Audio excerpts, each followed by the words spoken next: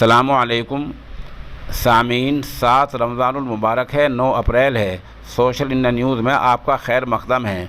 خبر کا عنوان ہے پاکستان میں ووٹنگ کا امکان رات کو 8 بجے۔ دراصل آپ کو پتہ ہی ہے، پچھلے کئی دنوں سے پاکستان میں سیاسی اتھل پتھل مچا ہوا ہے۔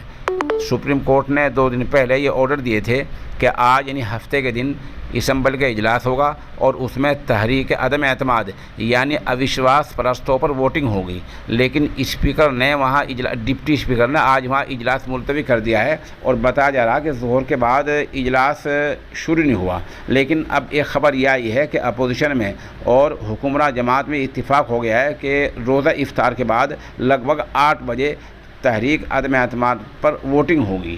اس بیچ بتایا یہ بھی جا رہا ہے کہ وہاں کے وزیر اعظم عمران خان اس تحریک کا سامنا کرنے سے بچ رہے ہیں۔ اب دیکھنا یہ ہے کہ شام تک یہ کام ہوگا بھی یا نہیں، یا کچھ اور معاملہ پیش آ جائے گا۔ آپ کو یہ بتلا دیں کہ وہاں جو تحریک عدم اعتماد ہے، بہت سے لوگ کمنٹ میں پوچھا کرتے ہیں کہ کیوں ایسا ہو رہا ہے۔ دراصل وہاں عمران خان کو حکومت کرتے کرتے لگ بھگ 3.5 سال ہو گئے ہیں۔ 3.5 سال میں ان سے عوام ناراض ہو گئے، پارلیمنٹ کے ممبر ناراض ہو گئے، تو ابھی ان کی حکومت کے مدت پورا ہونے سے گویا 1.5 سال پہلے ہی ان کے خلاف اوشواس پرستاؤ پارلیمنٹ میں لایا گیا ہے۔